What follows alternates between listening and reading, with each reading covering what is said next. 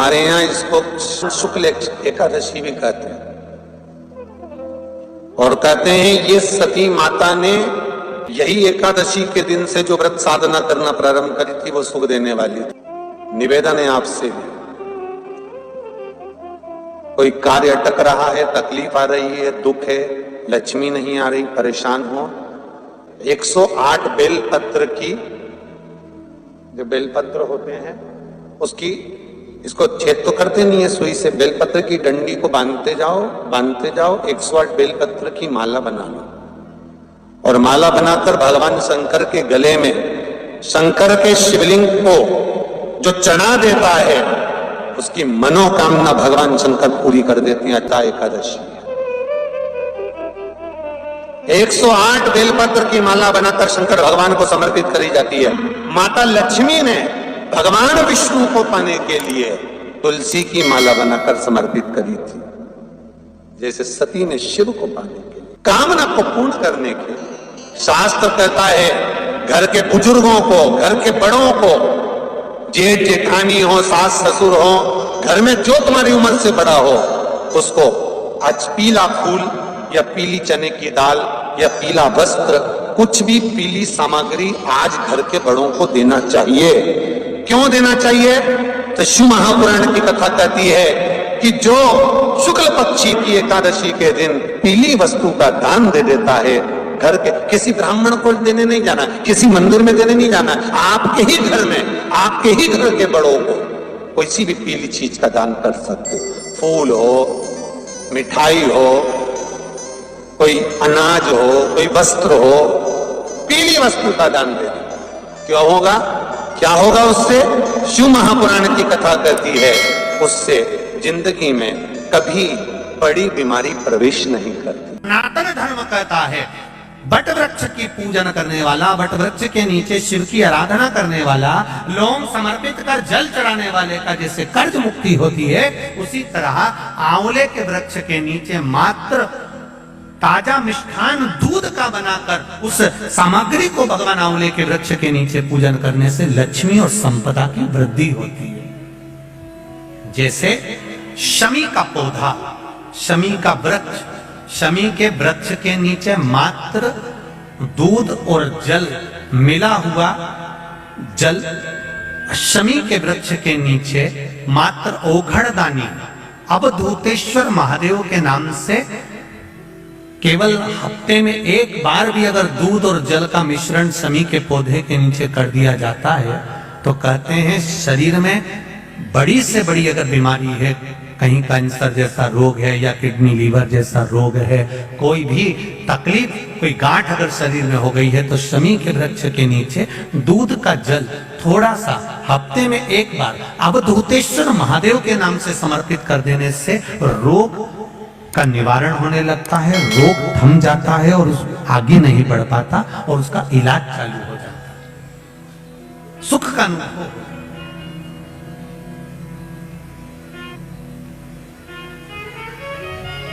बस एक बात का स्मरण रहे, आप आंवले के वृक्ष के नीचे अगर कोई भोग लगाया गया है पा सकते हैं, पीपल के वृक्ष के नीचे कोई भोग लगाया है पा सकते हैं, बट वृक्ष के नीचे कोई भोग लगाया गया है पा सकते हैं। जिस वृक्ष के नीचे भोग लगाओगे पालोगे, पर शमी वृक्ष के नीचे का जो भोग लगाया गया है वो नहीं पाया जाता। शमी वृक्ष का जो प्रसाद है वो आपको वहीं छोड़ना पड़ता है।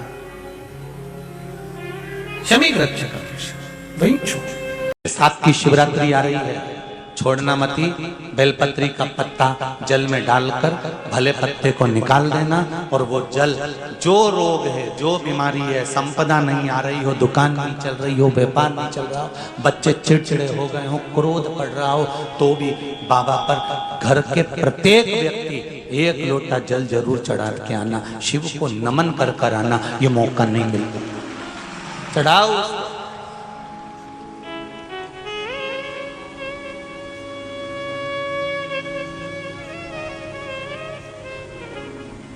बैसाख के महीने में एक पकवान बनता है शंकर जी का,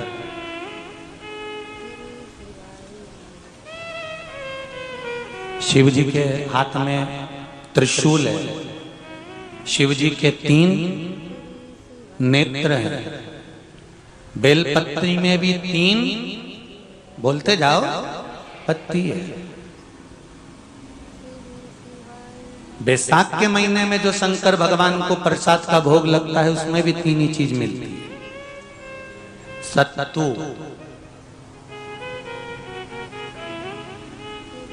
कोई दूसरे महीने में बनता है? जम के तो बोलो नहीं। कब बनता है? यही बैसाख के महीने में। चने की दाल, गेहूं और जौ, इन तीनों को गलाकर सेक कर जो सत्तू तैयार होता है, इसी बैसाख के महीने में परशुराम जयंती के दिन या अमावस्या के दिन या पूर्णिमा के दिन शंकर भगवान को समर्पित होता है और भगवान विष्णु को समर्पित होता है। दुनिया के लोग कहते क्या होता है सत्तू से? सास अपनी बहू से कहती है बेटा सत्तू बना ले, थोड़ा सा सत्तू बाजार से ले आना, 10 रुपए का खरीद कर ले आना। आज सत्तू, आज अपन पूजन करेंगे सत्तू की, अक्षय तृतीया है, थोड़ा सा पूज देंगे, थोड़ा सा भगवान को भोग लगा देंगे, सत्तू का लड्डू बना लेंगे। बोलो री जी, सही है कि गलत है? बाजार में भी सत्तू मिलता है तो बच्चे कहते हैं, बहुएं कहती हैं कौन खाएगा, काय को ला रहे हो, सत्तू का क्या काम है? पर शिव महापुराण की कथा कहती है, स्कंद पुराण की कथा कहती है, जिस समय पर बैसाख के महीने की सुंदर अमावस्या का दिन था, उस दिन माता पार्वती शंकर भगवान के लिए जब पकवान बनाने के लिए बैठी, कुछ नहीं मिला, तब माता पार्वती ने 3 अनाज को लिया, एक चना, दूसरा गेहूं और तीसरा जो। इन तीनों को भींग रहे थे उसको लेकर आए गंगा जी में से, उसको सेक कर माता ने अंगीठी पर और उसका जो सत्तू बनाकर शिव को दिया। शंकर भगवान ने कह दिया, सुन पार्वती, ये सत्तू नहीं, ये मेरी औषधि है। बैसाख के महीने में जो खाएगा वो जिंदगी भर रोएगा नहीं, शरीर से स्वस्थ हो। अब उसको बैसाख के महीने में पियो बेल। बेल मतलब समझ गए? बेल का रस। बैसाख के महीने में पियो बेल और शरीर को रखो ऑलिव बेल। पियो।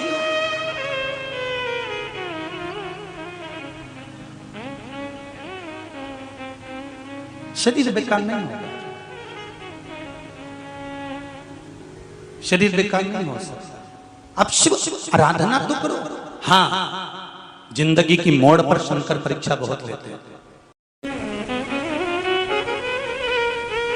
चलो आ जाओ गरुड़ पुराण में। मरने का 47वां दिन, जब मरेंगे तब गरुड़ पुराण बचेगी, पहले ही सुन लो। और जिसके पास में गरुड़ पुराण नहीं हो तो पंडित जी से मंगवा कर फिर पढ़ के देख लेना। मरने के 47वें दिन, 47 डेज, 47वें दिन किस चीज का दान तुम्हारे सामने आता है? मरने के 47वें दिन। 10 दिन तक तो जीवात्मा घर की अटारी करे थी, मरने के बाद 12वें के दिन चली जाती है। उसके बाद में जब 47वां दिन आता है तो 47वें दिन जीवात्मा को क्या दान करा जाता है? व्यक्ति ने क्या पुण्य करा होता है कि उसको नरक नहीं भोगना पड़ता, बेतरणी नहीं भोगना पड़ती, वो सीधे बेतरणी से पार उतर जाता है। वो किस चीज का दान है? तो कहा शिव महापुराण में, गरुड़ पुराण में, कि वो सत्तू का दान है जो बैसाख महीने में करा जाता है। सत्तू का दान 3 चीजों से मिलकर बनता है। जौ, बोलते जाओ जल्दी, गेहूं, चना, ये 3 चीज से मिलकर बनता है। इसमें जो बारीक बारीक कण होते हैं, जितने जितने 3 चीज के मिले हुए बारीक बारीक कण होते हैं, ये जब दान किया जाता है सत्तू का, तब ये बेतरणी तरने के लिए 47वें दिन इस जीवात्मा ने अगर सत्तू का दान करा होता है या सत्तू का सेवन बैसाख के महीने में करा होता है तो उसको बेतरणी नहीं भोगना पड़ती, डायरेक्ट सीधे रतलाम उज्जैन से डायरेक्ट। किस किस क्या बनता है सत्तू? मैंने भी तो ये पूछा किस किस क्या बनता है। मैं अभी थोड़ी ना कि अभी बन गया। बैसाख में बनता तो होगा। पहले गांव के लोग तीरथ करने जाते थे। गांव का लोग जब तीरथ करने जाता था, कोई सामान नहीं लिया, सत्तू बांधी पोटली में धरा यूं और पानी में घोलिया और नमक डालिया या शक्कर या गुड़ घोल के और पी के वही चले। आज के अब जब सैनिक युद्ध करने जाता है, थक जाता है, बहुत थकान हो जाती है, जब उससे देखा जाता है तो सैनिक का जो कमांडर होता है वो सत्तू मंगवाता है और गिलास में घोल घोल कर पूरी सेना को पिलवाकर फिर युद्ध में उतार देता है। फिर युद्ध में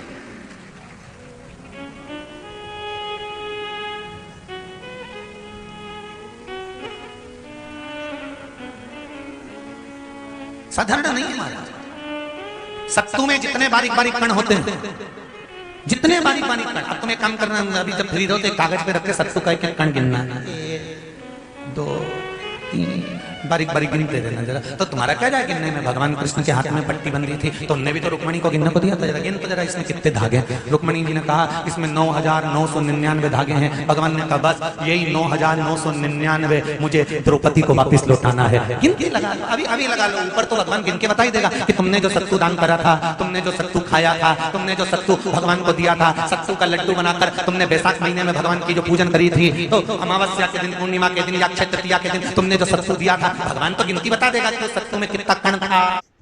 सत्तू दिया था, भगवान तो गिनती बता देगा कि उस सत्तू में कितना कण था। और अगर नहीं बताए तो तुम आंदोलन पे बैठ जाओगे। क्या मैं बताओ पहले हमने कितना सत्तू दिया था, उसमें कितने कण थे? बताना पड़ो।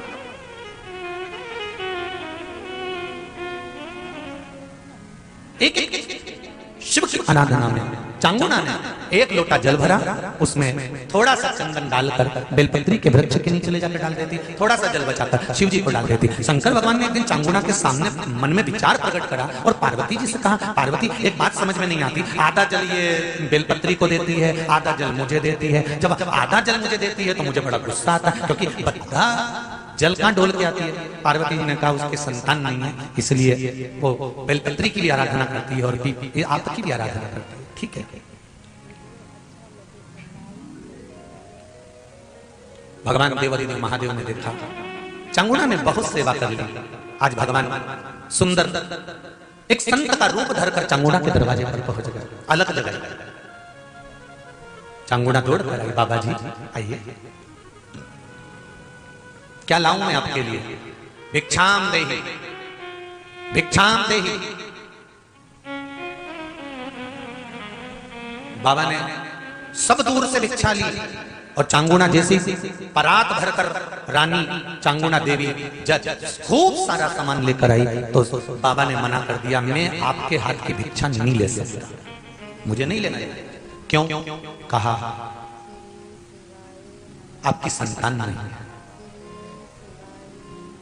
आपकी औलाद नहीं है, संतान नहीं है। और अगर आपकी संतान नहीं है तो आपके हाथ की भिक्षा लूंगा तो मैं भिक्षा लेकर जाऊंगा कहां? मुझे आपके हाथ की भिक्षा नहीं चाहिए। इतने में चांगुना ने उस संत के चरण पकड़े और संत के चरण पकड़कर चांगुना कहने लगी, देखिए बाबा जी, जन्म, मरण और परण ये तो 3 देवादिदेव महादेव के हाथ में है। संतान देना और ना देना ये शिव जी के हाथ में है, शंकर के।